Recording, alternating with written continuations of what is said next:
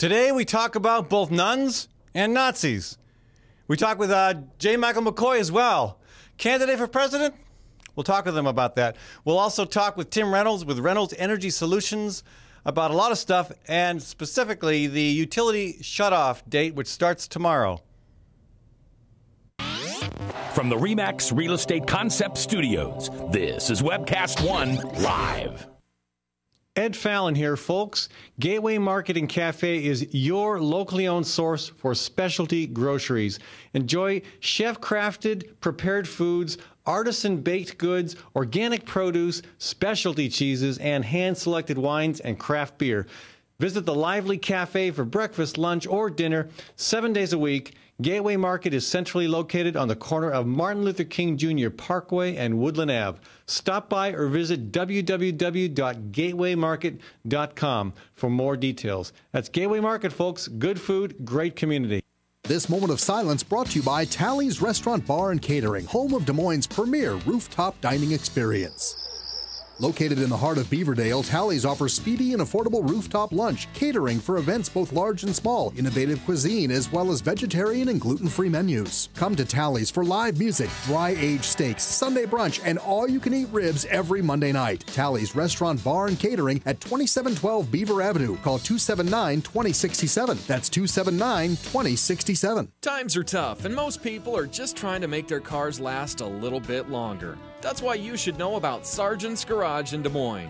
You can trust Sargent's to make the right diagnosis and give you a fair price. Whether it's a routine oil change or a major repair, Sargent's always does outstanding work. So don't give up on that old car just yet. Call Sargent's Garage at 246-8149. That's 246-8149 for Sargent's Garage. Open Sesame is Des Moines' premier Lebanese cafe. This month, Open Sesame is offering an unbeatable lunch special on Monday and Tuesdays. Mention the Fallon Forum when you order anything on Open Sesame's delicious lunch menu and get the second item for half price. That's right, buy one, get one for half price. Open Sesame's pita wraps, salads, soup, and mouth-watering Mideastern specialties will have you and your dining partner coming back again and again. Open Sesame at 313 East Locust Street in Des Moines' historic East Village. From the RE/MAX Real Estate Concept Studios, this is Webcast One Live.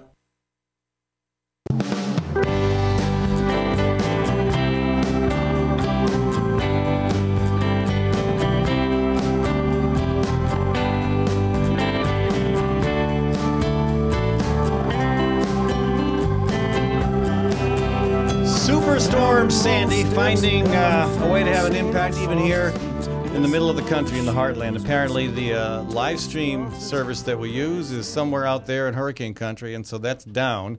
And if you're watching the show, you're probably watching it on the Webcast One live stream, because we've been able to switch to Ustream. Somebody with more of a brain than me knows what I'm talking about, because I don't. But I want to thank everyone for tuning in. I want to thank Brother Trucker for providing bumper music to kick off the show. I want to also thank Physicians for Social Responsibility and the Iowa chapter of the Sierra Club and Gateway Market for sponsoring this segment of the program. I want to welcome to our show Matt Sinovic. Matt, welcome. Thanks, Ed. You are with Progress Iowa. Yes, with Progress Iowa. We are a multi-issue progressive advocacy organization. We and I spend my days educating Iowans about a whole host of progressive issues. So we do a lot of education from the left. Yeah, and I want to look at a video that our friend Frankie Mink put together that you worked with him on. Sure. Relevant to the judicial retention vote. But first, big event coming up tomorrow, Nuns on the Bus. Yes. You're organizing that. We are. We are proud to be the host of the return tour of the Nuns on the Bus. If folks don't remember, the Nuns on the Bus featuring Sister Simone Campbell, who's the executive director of Network Lobby. They toured across the country this summer talking about the Romney-Ryan budget, the health care issues, the cuts to that would affect people in poverty. And they kicked it off here in Iowa, actually, back in June. And now they're coming back to Iowa tomorrow. We'll be in Des Moines, Mason City, and Waterloo. Three stops. Yeah, wow. three stops in one day, and we're going to even get her back for her flight tomorrow night. Now, so. nuns were really mean to me as a kid. I mean, look at my knuckles. They're all, nuns were really mean to me as a kid. And they didn't have a good reason, did they? No? There were probably some occasions when they did have a good reason, but you could argue they overstepped the bounds of rationality. But that was then, this is now. Right. These nuns are doing very good work, and so much so that they've earned some chastisement from Rome. A little bit, yes. But it's important to note that, and they will, I'm sure, repeat this tomorrow again, that they are specifically talking about the Ryan budget, and now the Romney-Ryan budget, as Mitt Romney has put Congressman Paul Ryan on his ticket. But the Ryan budget, that the U.S. Conference of Catholic Bishops stated that budget failed a basic moral test for its sort of failure to meet the needs of those in poverty. So it failed with flying colors. Yes, absolutely. Yeah. So they're standing along with the public position of the U.S. Catholic bishops. They're just doing so in a more public and sort of aggressive manner. Okay. So, yeah. So what do we expect to happen tomorrow, and both in Des Moines and in Mason City and Waterloo? What's the agenda? The agenda is they're going to be talking about well, of course, the cuts to poverty or the cuts affecting those in poverty here in Iowa. They're going to be sharing stories that they've sort of gathered during their cross-country tour, and I don't think they really expected sort of this outpouring of support. At least when I've talked with Sister Simone, I don't think she quite knew what the reaction was going to be, and so now they're going to get a chance to sort of retell some of these stories. And it'll start at 10 a.m. tomorrow here in Des Moines at the state capitol. Right, I believe in room 116. That's right, yes. Okay. And these events are all open to the public. Would love everyone to come out if they can make it. Then at 1 p.m. in Mason City, we'll be at the county courthouse. And then at 3 o'clock in the afternoon, we'll be in Waterloo at the office of an organization called Working Families Win. Yes, I'm familiar with that group. Good group. They do good work. Yep, they do. So what's interesting to me is that the Catholic Church has historically taken stands on lots of issues, on war, on peace, on poverty, on justice. I mean, the Catholic Church was one of the leading elements of the coalition to stop the death penalty years ago here in Iowa. And it seems like there's a broad agenda that Catholics care about, that Scripture speaks to, and yet what I'm hearing, and correct me if I'm wrong, what I think I heard from Rome and from higher ups in the church was that the problem with the nuns wasn't that they were talking about poverty, which again is at least literally a concern to Catholics, but that they weren't talking about abortion and gay marriage. All right. Well, I'm sure that question is going to come up tomorrow, and I'm going to completely defer to Sister Simone and the other nuns on the bus to talk about the sort of the back and forth between them and the Vatican. But what I will say is that it's for me. I mean, I'm a Catholic. And a liberal, a progressive. It's encouraging to see faith leaders talking about a broad spectrum of issues, and I think it's really important to know that leaders of faith are on all sides. I mean, they're all they're not just conservative, they're not just liberal. They really do cross a broad political spectrum. Folks, we're talking with Matt Sinovic with Progress Iowa about the Nuns on the Bus tour happening here in Iowa tomorrow. Stops in Des Moines, Mason City, and Waterloo. And you can join the conversation if you have a question, comment, or if you want to tell Matt his hair looks really, really cool. You can call 244, well, I think it looks cool, 244-0077, or toll free, it's 855-244-0077. You can also email me at fallonforum@gmail.com. And just a reminder, there's a lot on the show today. We're going to be talking with J. Michael McCoy later in the program, and also with Tim Reynolds about energy issues, and I have a surprise visitor later in the show, the Dark Fairy. Ooh, that should be interesting. So back to the Ryan budget. Yes. Okay, that's the focus of the Nuns tour, and I think I'm glad to see them talking about it. Yeah. I'm still wondering, how the Des Moines Register editorial board could put aside the Ryan budget when it made its endorsement of Romney. I mean, because the Ryan budget pretty much stands for everything that the editorial board frequently editorializes against. Yeah, there were a lot of us scratching our heads at that endorsement, but they have taken positions on the Register's taken positions on a lot of issues that are to the left, and for whatever reason they didn't follow through with that in their endorsement of Romney, with their endorsement of Romney, but they have talked about the Ryan budget. They've talked about health care, and they've talked about things like the Medicaid, the Affordable Care Act, Obamacare, expanding coverage for Iowans, and all those sorts of things that would be really hurt by the Ryan budget. Yeah. So, yeah, and again, I'm glad the nuns are continuing to talk about that, because I don't, I mean, when Ryan first was announced as the running mate for Romney, people were paying attention to his budget. Yeah. And it seems like that's been forgotten. And I really feel there's a reason for that. Well, sure. Yeah, I mean, it's a horrible budget. Well, yeah, that's the first reason. The second reason is that Romney now, through these multiple debates, has been trying to convince people that he is suddenly moderate again. He goes from moderate to conservative to moderate to conservative, and so for a group that like ours that's trying to honestly educate people about what the impact of policies are, it makes it a little bit tricky. But now he's once again, as the election is a week away, he's trying to moderate himself by moving away from the Ryan budget, and folks need to know what is actually at stake. I mean, it cuts food stamps by $133 billion. It cuts Medicaid by a third. 30 million people would lose health care coverage.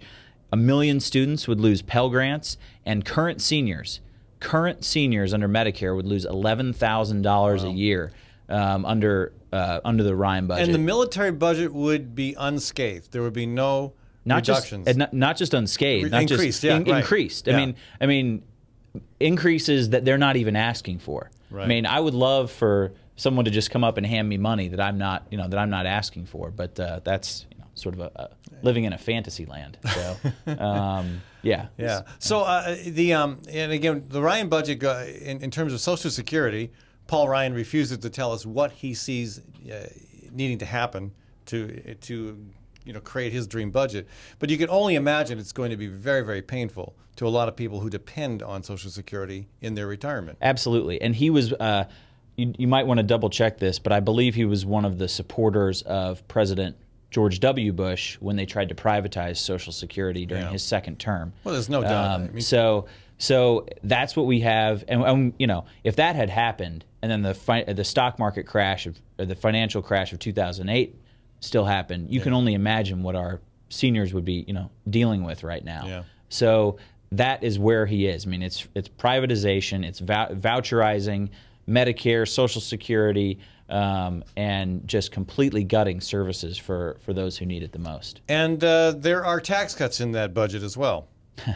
Yes, right? That's, of course, absolutely. Of course, there are. Well, and the biggest one is the permanent extension of the Bush tax cuts for those making $250,000 or more a year. Right. Yeah. And he doesn't. He says he's going to pay for it, but doesn't tell us how. Yeah. So again, living in sort of this conservative and again, fantasy to land. remind people that Paul Ryan had a chance to do the right thing on deficit reduction with the Bowles-Simpson Commission.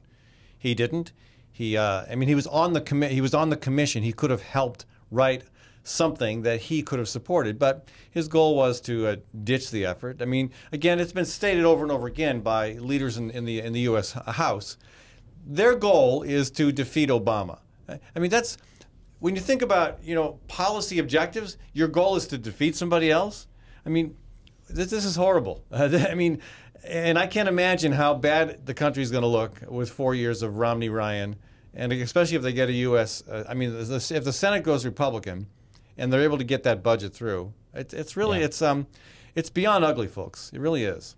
So let me switch gears on you here, Matt. You're also, Progress Iowa, you're helping to organize the Nuns on the Bus tour, but you do a lot more work than that. Yeah. And you've also been tied in with the judicial retention issue. Yeah, we've gotten heavily involved in that. We actually, we don't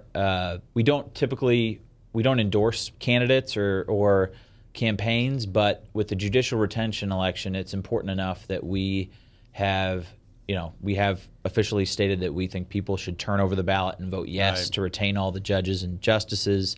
And I mean, particularly, although there are many good reasons to do that, particularly to stop ideologues like Bob Vander Plaats from sort of infecting our courts. Yeah, and we've talked a lot about that too. And we've had guests on the show who've talked about the impact on the GLBT community, because really what's behind the anti-David Wiggins, the anti-judge vote, is a deep-seated distrust, dislike, hatred, if you will, of gays and lesbians. And, yeah, well, yes, and that's where it starts for Bob Vander Plaats and the family leader, but I don't think that's where it would end if they continue to win these fights in the ballot box. And that's that's not the only community that's going to be affected. Right. I mean, and that's the point made by our friend Frankie Mink. Yeah, actually he does. And let's go to this short video that you worked with Frankie and Christian Day on. Yep. I can't remember who else was involved in this video, but yeah, they're the two main drivers of it. I just heard about it yesterday. I just saw it this morning. It's worth watching, folks. Take a look at this. Great.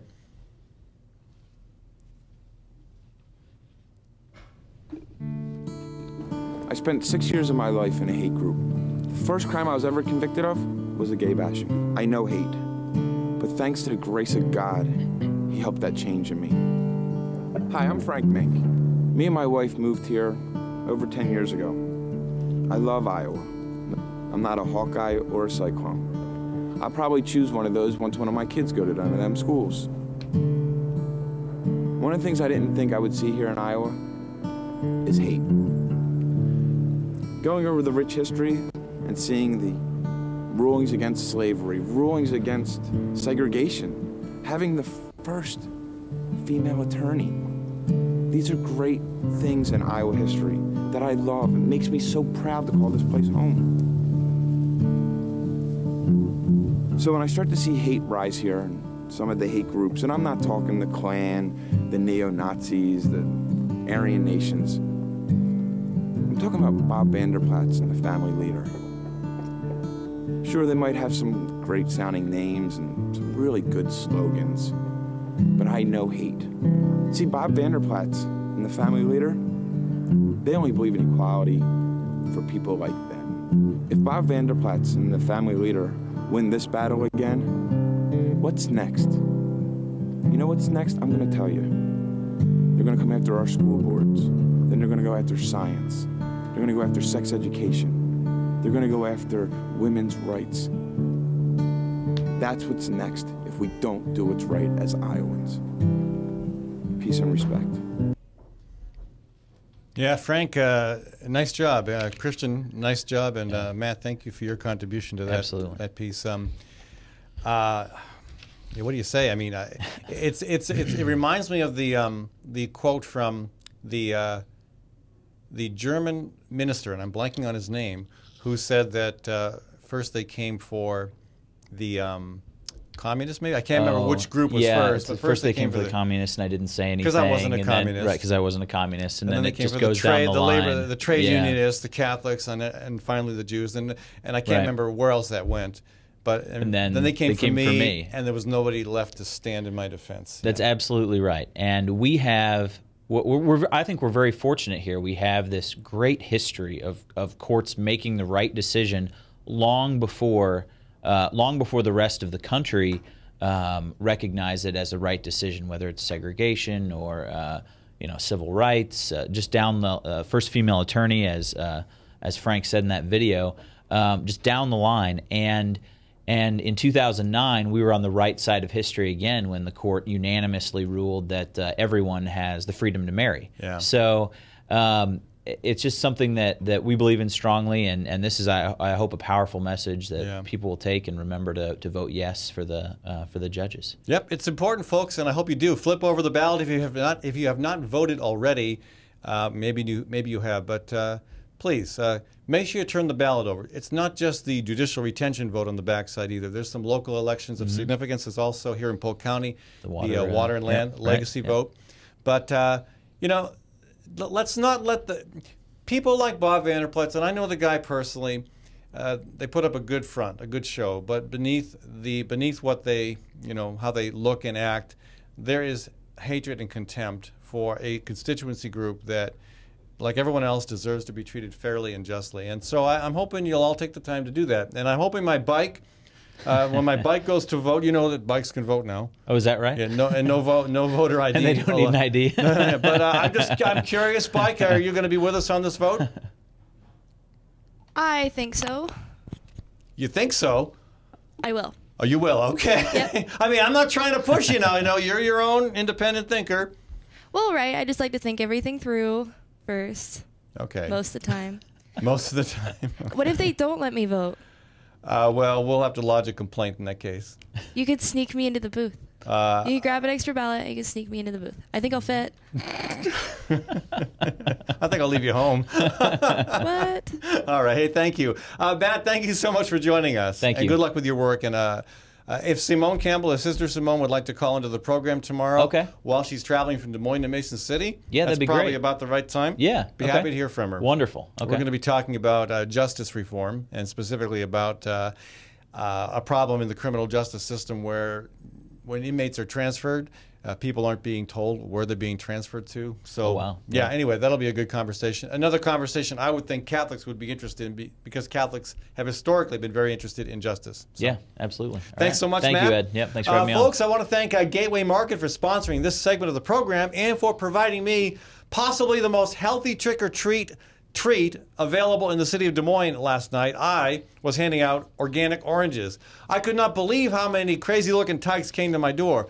There had to be 60, 70 of them, and I ran out. I had to resort to candy, and I want to thank my neighbors and friends for bailing me out there. But I tell you, the organic oranges went well, and my only regret is I did not get a chance to eat one myself, but they looked great. The fellow in the produce section at Gateway was tremendously helpful. We sorted out all the possibilities, and that was the best one. So I'm going to go back there and get me some organic oranges for myself this time. Sorry, kids, you'll have to come back next year for another one.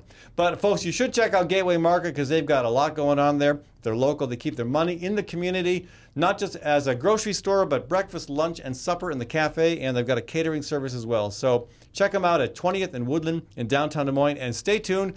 J. Michael McCoy is back with me. He thinks he's running for president. From the RE/MAX Real Estate Concept Studios, this is Webcast One Live. Hey folks, it's Ed Fallon. I want to tell you about saving energy and saving money. Tim Reynolds with Reynolds Energy Solutions will give you a comprehensive energy audit that will cost you nothing. And Tim will identify the many ways in which you can reduce energy use while saving money. Now, I had Tim over for an audit last month, and I was amazed, I tell you, at how much energy was going through the roof, out the windows, the back door. You get it. So before the cold winds of winter really blow hard, give Tim a call at 802-2801. That's 802-2801.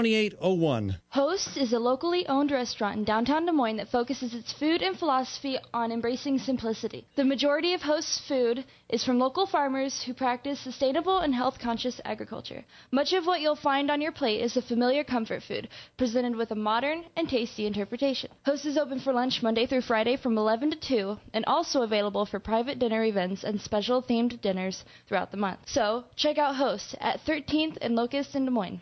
With warm weather finally here, it's time to think about upgrading the efficiency of your furnace and air conditioner. Leonard Tinker Heating and Cooling has provided honest, competent service for over 20 years. Whether it's your home or business, for repair work or to install a more energy-efficient furnace or air conditioner, call Leonard Tinker at 263-0422. That's 263-0422. For honest, competent heating and cooling service, call Leonard Tinker at 263-0422.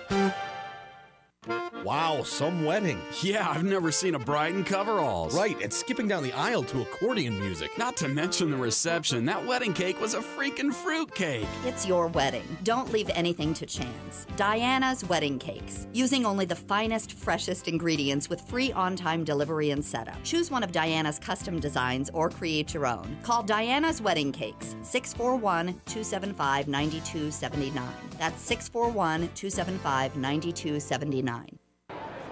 Well, hi, I'm Rob Spearman. I'm a broker-owner of RE/MAX Real Estate Concepts in Des Moines, Iowa. Give us a call if you're looking at buying or selling a home, or if you're having trouble on your mortgage payments or looking to purchase foreclosures. We have the agents to help you, experienced, outstanding agents. Our office number is 515-276-2872. Or if you'd like to look at homes, go to our website, homeconnectusa.com.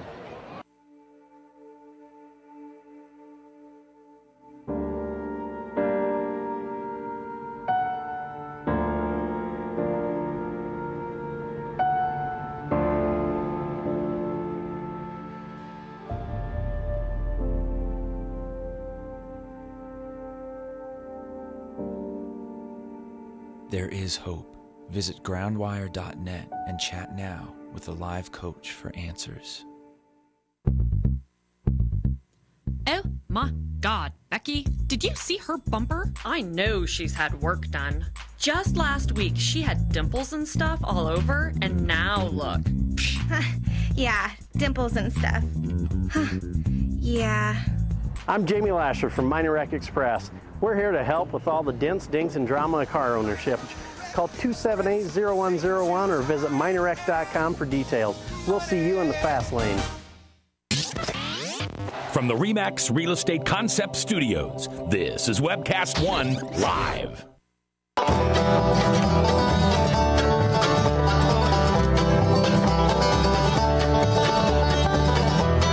What's that on the screen? J. Michael McCoy, candidate for president? Oh my God, say it's not so. But I did see a sign. Mac, welcome to the show. Hey, thanks for... Are you really running for president? No, not at all. No, this whole thing came up when I gave my producer in my show, Father Tattoo, a genuinely hard time because he was not going to vote for Romney and he couldn't vote for Obama. So I told him that was initially a vote for Obama. And I said, well, he said, then I'll write in a candidate. And I said, well, write in somebody you believe in. So he created this whole campaign of McCoy and Coates for president and vice president. And so if nominated, you will not run. If elected, you will not serve? Absolutely not. Okay. Have you seen any of the commercials? Yours? Yeah, the campaign commercials. Oh, yeah, the one where you're throwing your sandals away? Flip-flops. Yeah. Dan did all those. They were fun. Now, flip-flop, doesn't that define Romney? I think it defines all politicians. All? Sure, absolutely. Oh, Ron Paul? I mean, whether you like him or disagree. Successful politicians. He's a member of Congress is not successful? Okay, most politicians. Okay. Some politicians. I mean, I was never a flip-flopper. No, I know you're not. Yeah? I know you're not.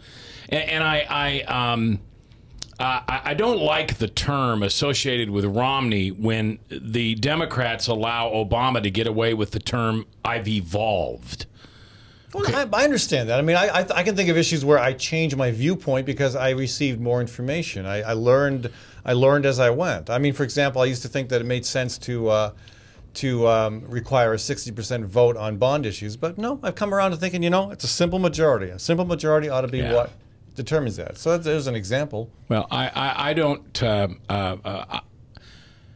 I know Mitt Romney. I've known him since the Olympics. If you remember, the guy who ran the Olympics prior to Mitt Romney is from Des Moines, and I knew him, and so he introduced me to the governor many, many years ago. I've been to his home. He's been to mine. That's right. It's hard for me to discuss Romney on a purely political level because it's personal. Yeah, it is. Well, I try not to let it get personal, but it is personal to me because I just know him differently than most people. And you have possibly the biggest Romney sign I have yet to see in front of your house in the subdivision in Clive. I do. So far I haven't gotten any in trouble for it, but I did have a guy stop the other day and take a picture of it. I was surprised. I went out to Mac's house. Sunday. Sunday it was, yeah. It was a beautiful bike ride. You're right on the bike trail. I'm surprised you don't bike into the station here. No, thank you. No, why not? Never mind. Okay. I'm not a bike person. Okay, but anyway, you're right on the bike trail. First thing I see when I get to the end of the bike trail, this huge Romney sign, and I'm thinking, wow. With two American flags and on I was both thinking, sides. I'm looking around thinking, okay, there's got to be a whole bunch of these out here in Clive, because isn't there a rule in Clive that you can't live in Clive unless you earn at least 6 figures? Isn't that true? I don't have any idea. I don't have any idea. I have been a part of the Clive community since 1998. But yours is the only Romney sign I saw. I was shocked. No, if you drive up and down Lakeshore and Country Club Boulevard and Woodlands, you'll see them. Okay, but anyway, bike them or whatever.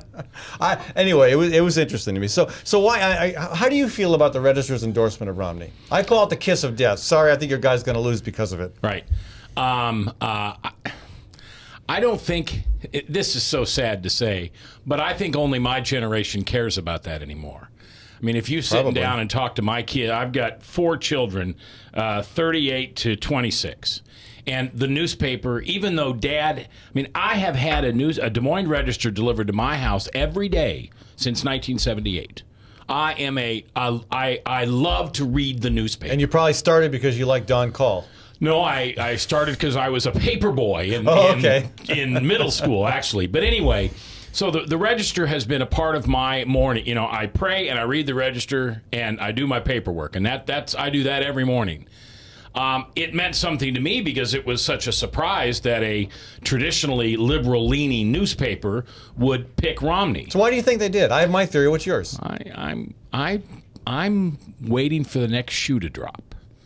What does that mean? You're not going to throw some more sandals in a trash can and make another commercial out of it, are you? I believe, I'll say this publicly, although I don't mean to offend anybody at the Register, but I believe that the editorial panel lost sight of their responsibility to the public to report genuinely how they felt about a candidate, and instead became offended because of the way President Obama treated the Register's editorial So board. you think it was because of the snub from Obama on the interview? See, I don't think that. I mean, that's journalists don't have anywhere near the thick skin that you and I do. But I think overall, I think that's almost too hard to imagine that they would be that offended that they would decide to endorse a candidate who has been, I mean, admittedly, pretty inconsistent with a lot of the other positions they've taken. But to me, it seems that they wanted to remain relevant. I mean, you talked about how the younger generation, younger than 40, doesn't pay much attention to the paper anymore. They want to remain relevant. How do you mean you remain relevant in part by stepping outside your box, by doing something people don't expect? Well, and so they also supported Latham. Well, that didn't surprise me. That didn't surprise you. Well, no, I mean, they supported me over Boswell too. The other thing, and we always hope that the business and sales, the advertising side of any media business is not impacted or does not impact the editorial side. Absolutely. But I've been in this business all my life, and the first thing that people cut is their advertising budget. And the first advertising budget that's been cut over the last 4 to 5 years has been newspaper first, because people have found many other alternatives in a display or print or white space ad. Yeah, TV is doing fine, radio is doing fine, and online advertising is growing. Yeah. And so who's taking the hit? You're right, it's print. So, and if Romney can do to the economy what everybody say they need to have done to the economy, it would behoove any business to support Mr. Romney and his economic plan to try to restart the economy. Oh, now you're going too far. Okay, sorry. I didn't mean to make a Well, no, I mean, I disagree with you. I think the Romney, and that's what troubled me was the Register talked about fresh ideas. I mean, trickle-down economics. I mean, Mac, that's been tried. That doesn't work very well. Well, trickling down. I like how Tom Harkin put it. If you want to feed the saying that trickle-down economics helps the poor is like saying you want to feed the sparrows, so you give the horse an extra helping of oats. Well, and this is why I don't run for office, okay? And the opinions that are about to be heard is that of J. Michael McCoy and not Ed Fallon. I think the poor, in too many cases, not in 100% of the cases, maybe it's only 51%, but those are the squeaky wheels that rip off the government for every single program that we invent or put out there. So 51% of the poor are could make it on their own if they buck up and go out and get a job. So you're kind of adding 4% to Romney's 47% of the population. Well, and that's not what Romney meant when you said that. But when he said that, and you know that. Well, what about my point is, I sat here and listened. Who was the gentleman in my seat before? Matt Sinovic with Progress Iowa. Nice guy. Heard him talk about what they're going to do with the Medicaid and what they're going to do with welfare and what they're going to do with tax cuts and what they're going to do with defense spending. And I sat there and went, yeah, those are all good. They're going to increase defense spending. They should. Oh, come on, Mac. They should. How many more times do we have to be able to blow up the world? And to what extent can we really afford to be the policeman of the world? And to what extent does the world want us to be their policeman? Well, they don't. And I don't want to be a policeman of the world either. I think the world's going to start coming to us. And I think that military budget includes a lot more National Guard. It includes a lot more... well, the problem is it's become a jobs program. I mean, even Congressman Loebsack's aide said Loebsack voted for the defense budget because it's a jobs program. Well, okay. Isn't that a problem? Well, why? Why is it? Well, if we can have a jobs program to build highways or a jobs program to fund welfare, why not put the welfare people to work in the military? Well, why not put the welfare people to work building roads or teaching? I'm okay with that too. Well, I'm okay with that. Okay, well, and the same. We gotta, if we're going to make requirements that people receiving food stamps or any other type of welfare should be required to work, then let's do it with farmers. Farmers. Yeah, farm subsidies. Let's do it with people who drive trucks over the road. I mean, it gets kind of silly after a while. If you want more of something, you subsidize it. If you want less of something, you tax it. We obviously want to produce more food. I mean, what would happen? More quality food, maybe. What would happen to Iowa, Nebraska, Minnesota, Kansas, Missouri? What would happen if all of a sudden we couldn't produce food? Just like the auto industry is finding now, Detroit is finding that they're not the head of the car companies. But how much of our farmland is actually producing food anymore? I understand. Ethanol. And I worry about that. High fructose corn syrup. I worry about that. I truly worry about that. Because at some point, if we're not producing food for the world, we're not producing cars anymore. We're not producing electronics anymore. We're not the leaders in medical research anymore. Well, we should be the leaders in energy research, in my opinion. That's right. I'd like to see us get to the point where the world feeds itself, where local economies take care of their food issues and their energy issues to some extent. And you know what? We'll get there. I just don't so. think you and I will live long enough to see it. Well, with me and my healthy lifestyle and my friend over here, the bike. Yeah. I mean, Mac? What's it going to take to get you on a bike? Listen. Mean, look at my bike. Listen, she's beautiful. Look, gorgeous. You and I haven't had this conversation, but 3 weeks ago, last week, I had a very uncomfortable conversation with my cardiologist. I have since started working out. I was there this morning. I'm working out 90 minutes a day for 3 days a week. I'm about to take it to 4, and I have sworn off buffets and fast food. Good. So I hear you clearly, and I heard it. My doctor, this Indian woman who had just loved to death, Dr. Safar, looked at me and she said, "You're going to pop." Okay, so why not back to politics, to policy rather? Why not stop subsidizing food production that is producing the obesity, the diabetes, the heart conditions? I mean, why not? I mean, right now, I agree with that. I mean, if I was a small vegetable or fruit producer or a small dairy farmer, I'm not getting any subsidies. Well, dairy maybe, but the little guy producing stuff for direct market is not getting subsidized. I agree with you. I really do. But understand, I'm not saying get rid of farm subsidies. I'm saying, can we stretch these out? Can we take care of Ed, who's got a 1 acre garden? How about those neighborhoods that have these gardens? Well, so you want to spend more money. Well, I'm interested in investing money into things that will grow. I believe that you don't give a man a fish, you teach him how to fish. Right. I believe in that. And I want to see us get to the point where we're only providing a safety net for crop and livestock farmers, and we do something right now to help incent more people to grow food for local markets, healthy food, the kind of food you just described that you're trying to shift to. And then eventually we back off and we have as little public money going into agriculture as possible. Again, a safety net encased, just like food stamps, in my opinion, and other elements of welfare, energy assistance. That's part of the safety net we need for the, well, in your opinion, 49% of the poor that aren't gaming the system. I think it's a lot higher. I think most of the poor aren't gaming the system. But here's where my Republican friends are going to shake their finger at me, and my liberal friends won't understand. But that is that. The first thing I would like to do is I would like to drug test anybody who receives government subsidies. Okay, so farmers. We drug test farmers. I'm sorry, welfare. Well, why not, how about the CEO of the Egyptian fertilizer company? Should we drug test him?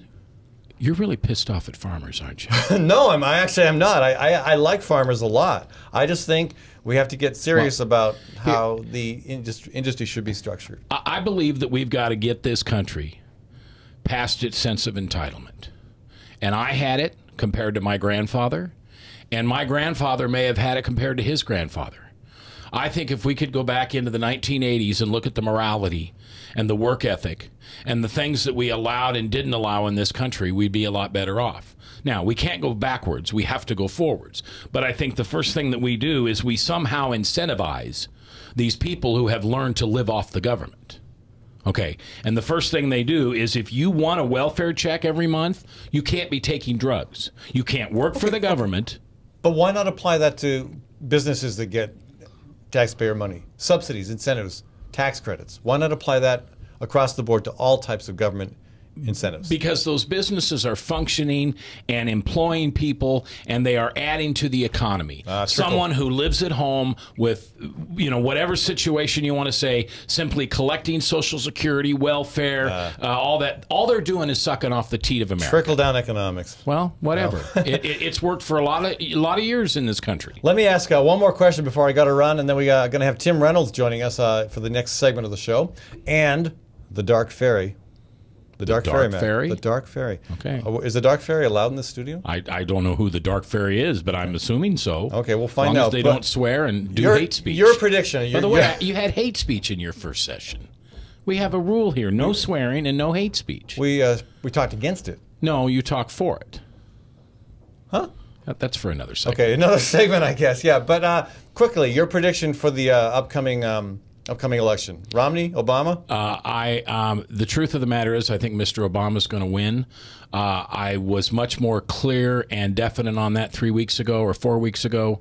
I believe the country has begun to understand the advantages of Mr. Romney, but once again, I'm so close to it.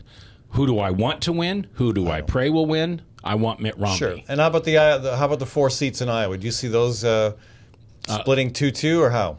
Latham is going to win. King is going to win. Loebsack is going to win, and Braley's going to win. Okay, well, I disagree. I agree with you on 3 of the 4. I think Vilsack is going to surprise us and take King out. Really? Yeah. How about the Iowa legislature? Is it going to remain Democratic in the Senate and Republican in the House? I don't know. I want Mr. Gronstal out. I'm tired of this dark night of a governor that we've had too long. I think history will reflect the power that Mike Gronstal had was scary, and I don't think we can see it right now. Well, Mac, thank you so much for joining us. J. Michael McCoy, folks, he owns the studio, Webcast One Live, and but he's a good guy. He puts no pressure on me to say anything, nope. And if he did, I would just take a hike because I don't put up with that. Yeah. Neither does he, to his credit, and. He didn't ask to come on my show. I wanted him on. I like having people who disagree with me on the show. It makes for more interesting conversation. Absolutely. We learn a lot about each other. So, folks, you're welcome to recommend guests for this program, both those who agree with me and those who are wrong. Anyway, the next guest is Tim Reynolds. We agree. Tim is with Reynolds Energy Solutions. We're going to talk about energy efficiency.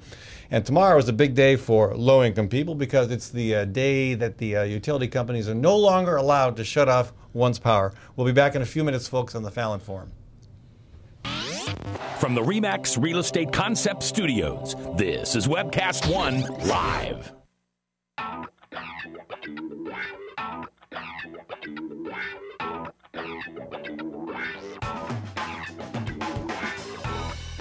Well, good morning. This is the 7th of June in the Lord's year 2010, and this is day 1 of WebcastOneLive.com. We will begin with Max World Live with my special guest, Tom Coates. In just a minute, there's Tom. Wait. Howdy. And we will be live for the very first time on Webcast One Live.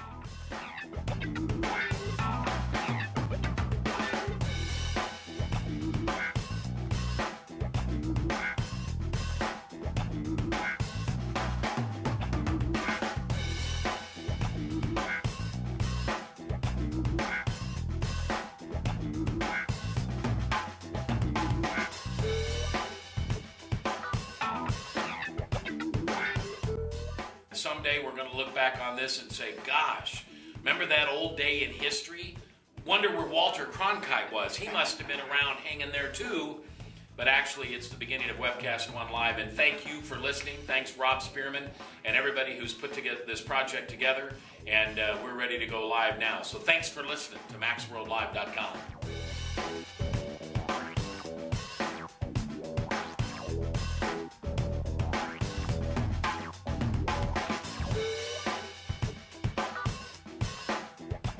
can't tell you that it's going real well from time to time, but it is going.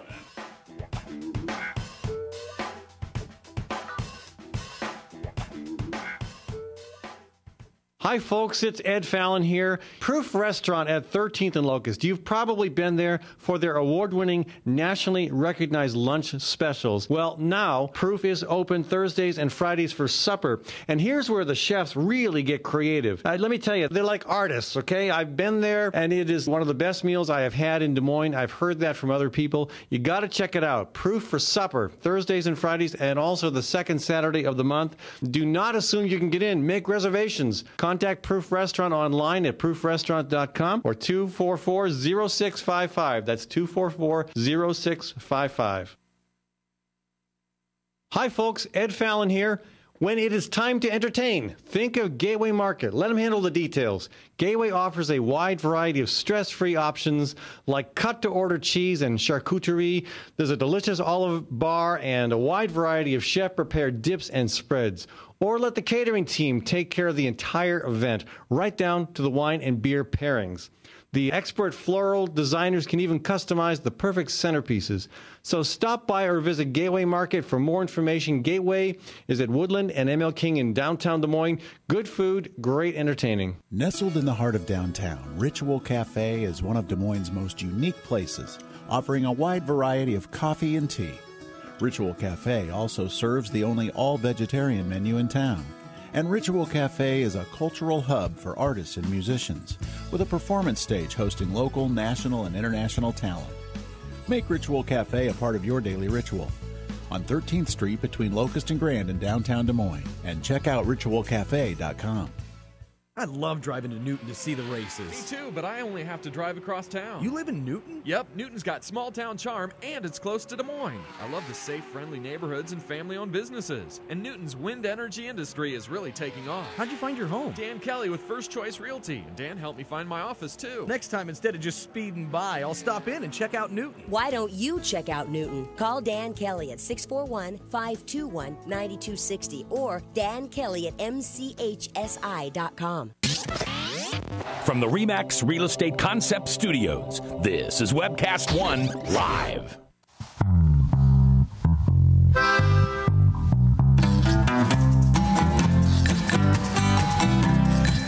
Hometown folks, bringing us back to our conversation. I want to thank Baber's Neighbors as well. I want to thank Proof Restaurant for being one of our wonderful sponsors, and I'm looking forward to dinner tonight at Proof. You got to check out Proof, folks. It's a fantastic experience. The chefs are creative, clever, culinary masters, and what they put together is impressing people from places where they're used to crazy, wild experiment. I mean, just culinary stuff that's off the map. I had a guest there with me from New York recently, and he was duly impressed. So, folks, check them out. Proof now open for supper Wednesday through Saturday at 13th and Locust in downtown Des Moines. We're going to talk energy here. We're going to talk with Tim Reynolds. Tim, welcome back to the program. Thank you for having me. Tim is with Reynolds Energy Solutions, and he does energy audits. Tell us a little bit about, before we talk the shutoff issue, tell us a little bit more about what you do. Well, what we do is home diagnostic testing, which is kind of, we figure out how much energy the house uses and then ways to save, and we do a couple different things to figure that out. We'll do air infiltration testing with a blower door, which is a huge fan we hook up to the front of the house. We also do thermal imaging camera scans and utility bill analysis to kind of pinpoint exactly where the most inefficiencies are within the annual utility bills. While collecting all that data, we can put together a plan to give us cost effectiveness of energy improvement upgrades with savings to investment ratios and give us a good approximate on how fast they can expect to see a return on the investment, because these are self-sufficient jobs. And what if somebody has had an energy audit earlier this year, last year? Is it still worth it? Yes, this is highly different than what Mid-Am offers. What Mid-American offers. They offer a clipboard audit, is what I call it, which is just a walk around and say, well, you can caulk your windows. Here's a couple compact fluorescents. Have a good day.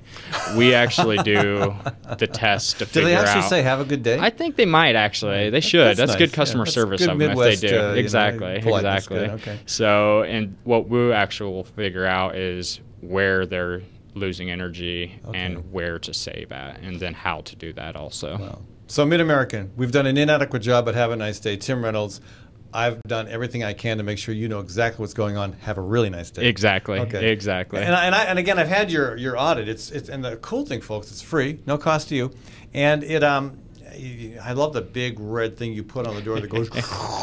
It just sucks all the air out. Oh, I could feel the. I didn't think I was going to die, but I could feel the change in the pressure. Oh yeah. And that allows you to measure how much air is coming in and out. Exactly. It's like putting a 30-mile-per-hour wind on each side of your home. So we're going to depressurize the whole interior of the home and kind of. I thought it was going to suck the cat right out of my house.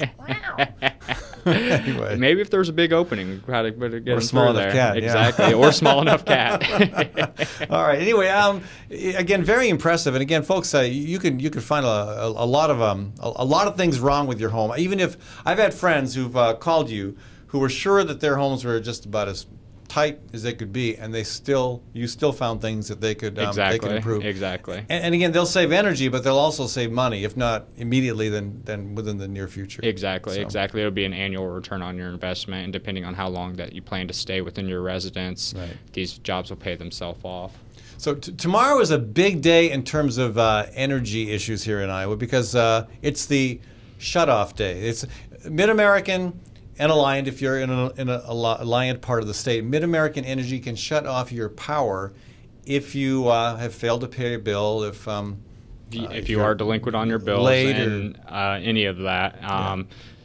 And the only way that customers, if you are in this situation, today is the day you need to take action on this and call your local community action agency and get involved with a LIHEAP program, which is the Low Income Housing Assistance Energy Assistance Program. Yeah. And they will either, if you qualify, they can help with paying some of your heating bills throughout the winter months, or they can help you with weatherization, energy retrofits, kind of like what I do, but it would be no cost to you. Yeah. It's a taxpayer-funded program. Yeah, and again, it's a good. This is a law that went into effect, I think, early '80s, I believe. But the idea was energy is, I mean, that living through the winter is a right. I mean. And even if you have, for either reasons of poverty or losing a job or having a major medical calamity, or in the rare occasion that you're a schlep and you decided not to pay it, you decided to go out and squander the money on loose women and gambling instead of paying your energy bill, you don't get cut off after November 1st because really it's not in the best interest of society to have a bunch of people frozen solid in their homes in the winter. No, so it's a good law. It is a very good law. It is a good law. But if you don't act on it, then you can still get shut off today. And I don't know. I think Mid-American is not doing this anymore. But years ago, back in the '90s, they were putting lots of people into the pipeline to cut off before the November 1st shutoff. They were finding reasons of expediting folks who may not have been the most egregious offenders in terms of being late on payments, but they still were behind a little bit, and they just were trying to get as many cut off as possible before the deadline, which I found very unconscionable. And I got involved with an effort to change that, and we led a funeral procession from a church in the inner city where a lot of families who were affected lived, down to Mid-American's headquarters. A funeral procession with the message when we got there that this is unacceptable. You need to give people a chance to work out a payment plan. And they did. To their credit, Mid-American responded favorably and said, we'll help people work out payment plans. I mean, again, what they were doing in the first place was wrong. Yes. But with some public pressure, they changed. Succumbed to that, yes. Yeah. And that's definitely something that they should have done. And again, time will tell if this will be I know that they're trying to get a statute of limitations law put into effect. I don't know the exact details of it, but it goes under the effect that after 5 or so years of non-payment of fines, that these would get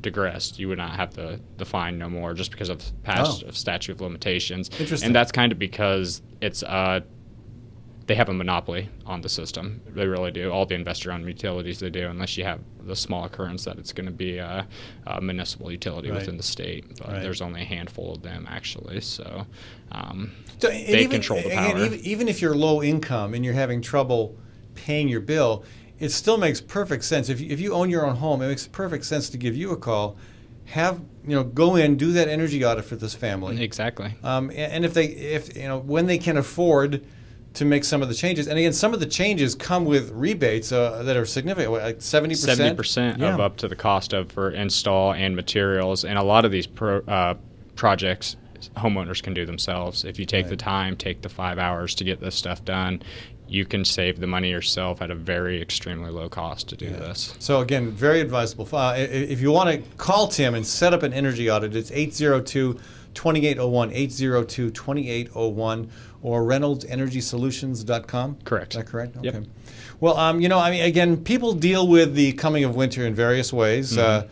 Some hunker down, some put on more sweaters, some fly south. Butterflies, for example. And we happen to have a butterfly in the studio with us today who I presume is on her way south, but I thought I would introduce her. This is Miranda the butterfly. Welcome to the program, Miranda. Hi, thank you. Nice outfit. Thank you. And I like to dress up in Halloween. You don't dress like this all the time. I wear the corsets and stuff when we go out for dinner or something like that, or go somewhere nice, but no, not the wings. And when you go out with the rest of the butterflies in your family. Yes. Okay, all right. But I assume that you're not a real butterfly. No. You're not really going to fly south. No. So you are promoting what? I am the owner of the Possibilities Room. I have an online store, and I have corsets, lingerie, and specialty body products. And something that's kind of special that I have is a candle that you wear on your skin as a moisturizer. You wear a candle on your skin? So I put it on my arm and then I light it on fire? No. No? You light it for the wick, and then you use the oil with the spoon, and you put the oil on your skin. So then it massages into your skin, and it's moisturizing, and it's all natural ingredients. There's no petroleums, no parabens, no animal testing, and it's made in the USA. Can we get Tim up on the table here and do a demo? If we want to. Well, maybe not. And it won't turn back into a wax on your skin. It's not like a paraffin dip or Really? anything. It actually soaks in and moisturizes. So it's like oil. Yes, like massage oil. It's a massage oil candle. So when your home is really dry because you've done a really good job at energy efficiency, Absolutely. and your skin is, and your humidifier maybe not quite enough, that's when your candle comes in. Absolutely. I'm a stay-at-home mom, and when I decided to stay at home with my kids, I needed something to kind of have my own little business. So I decided to open up this little lingerie venture, and I do it online because I also homeschool. So I'm not able to have a venue on my own and be able to run it and stuff and have a local store.